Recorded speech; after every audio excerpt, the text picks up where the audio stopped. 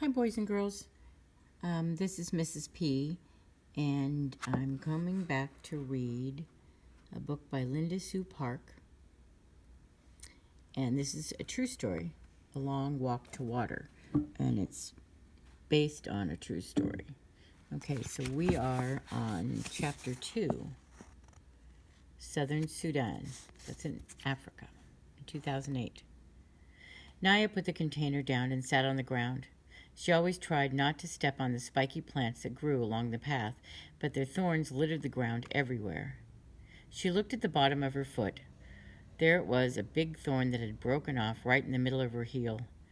Naya pushed at the skin around the thorn, and then she picked up another thorn and used it to poke and prod at the first one. She pressed her lips together against the pain. Southern Sudan in 1985. And so if you look, they were talking about Southern Sudan in 2008. And so like now, many, many years earlier, we're remembering what happened. Boom. Salva turned and looked. Behind him, a huge black cloud of smoke rose. Flames darted out of its base. Overhead, a jet plane veered away like a sleek, evil bird. In the smoke and dust, he couldn't see... He couldn't see the school building anymore. He tripped and almost fell. No more looking back, it slowed him down. Salva lowered his head and ran. He ran until he could not run anymore, and then he walked. For hours until the sun was nearly gone from the sky. Other people were walking too, and there were so many of them that they couldn't all be from the school villages. They must have come from the whole area. As Salva walked, the same thoughts kept going through his head in rhythm with his steps. Where are we going? Where's my family? When will I see them again? The people stopped walking when it grew too dark to see the path. At first, everyone stood around uncertainly, speaking in tense whispers or silent with fear. Then some of the men gathered and talked for a few moments. One of them called out, "Villages, group yourselves by villages. You will find someone you know." Salva wandered around until he heard the words, "Lun Arik, the village of Lun Arik here." Relief flooded through him. That was his village. He hurried towards the sound of the voice. A dozen or so people stood in a loose group at the side of the road. Salva scanned their faces. There was no one from his family. He recognized a few people, a woman with a baby, 2 men, a teenage girl, but no one he knew well. Still, it was comforting to see them. They spent the night right there by the road, the men taking shifts to keep watch. The next morning they began walking again. Salva stayed in the midst of the crowd with the other villagers from Lunarik. In the early afternoon, he saw a large group of soldiers up ahead. Word passed through the crowd. It's the rebels. The rebels, those who were fighting against the government. Salva passed several rebel soldiers waiting by the side of the road. Each of them held a big gun. Their guns were not pointed at the crowd, but even so, the soldiers seemed fierce and watchful. Some of the rebels then joined the back of the line now. Now the villagers were surrounded. What are they going to do to us? Where is my family? Late in the day, the villagers arrived at the rebel camp. The soldiers ordered them to separate into 2 groups. Men in one group, women and children and the elderly in the other. Teenage boys, it seemed, were considered men. For boys who looked to be only a few years older than Salva were joining the men's group. Salva hesitated for a moment. He was only 11, but he was the son of an important family. He was Salva Mewin Dut Arik from the village named for his grandfather. His father always told him to act like a man, to follow the example of his older brothers, and in turn set a good example for Kual. Salva took a few steps toward the men. "Hey!" A soldier approached Salva and raised his gun. Salva froze. All he could see was the gun's huge barrel, black and gleaming, as it moved towards his face. The end of the barrel touched his chin. Salva felt his knees turn to water, and he closed his eyes. If I die now, I will never see my family again. Somehow this thought strengthened him enough to keep him from collapsing in terror. He took a deep breath and opened his eyes. The soldier was holding a gun with only one hand. He was not aiming it, he was using it to lift Salva's chin so he could get a better look at his face. "Over there," the soldier said. He moved the gun and pointed it toward the group of women and children. "You are not a man yet. Don't be in such a hurry." He laughed and clapped Salva on the shoulder. Salva scurried over to the women's side. The next morning, the rebels moved on from the camp. The village men were forced to carry supplies, guns, mortars, shells, radio equipment. Salva watched as one man protested that he did not want to go with the rebels. A soldier hit him in the face with the butt of a gun. The man fell to the ground bleeding. After that, no one objected. The men shouldered the heavy equipment and left the camp. Everyone else began walking again. They went in the opposite direction from the rebels, for wherever the rebels went, there was sure to be fighting. Salva stayed with the group from Luan Arik. It was smaller now without the men, and except for the infant, Salva was the only child. That evening they found a barn in which to spend the night. Salva tossed restlessly in the itchy hay. Where are we going? Where's my family? When will I see them again? It took him a long time to fall asleep. Even before he was fully awake, Salva could feel that something was wrong. He lay very still with his eyes closed, trying to sense what it might be, and finally he sat up and opened his eyes. No one else was in the barn. Salva stood so quickly that for a moment he felt dizzy. He rushed to the door and looked out. Nobody, nothing. They had left him, and he was alone.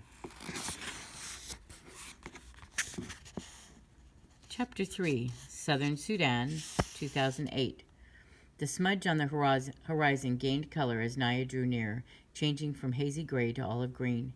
The dirt under her feet turned to mud and then sludge, until last she was ankle-deep in water. There was always so much life around the pond. Other people, mostly women and girls, who had come to fill their own containers. Many kinds of birds, all flap and twitter and caw.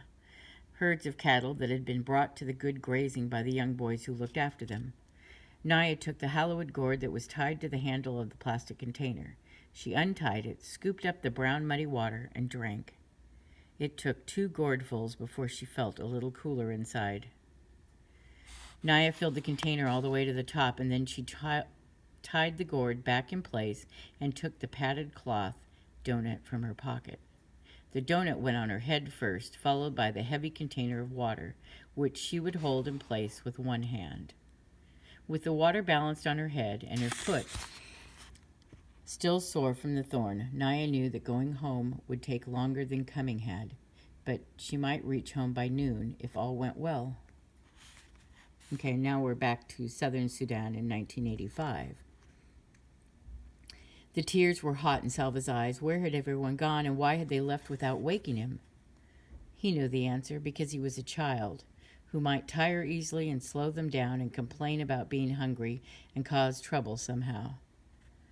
I would not have been any trouble. I would not have complained. What will I do now? Salva took a few steps to see what he could see. On the far horizon, the sky was hazy from the smoke of the bombs. About 100 paces in front of him, he could see a small pond.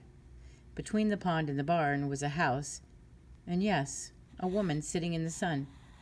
Holding his breath, he crept closer until he could see her face clearly. The ritual scar patterns on her forehead were familiar. They were Dinka patterns, which meant that she was from the same tribe as Salva. Salva let out his breath in relief, and he was glad that she was not a Nuer.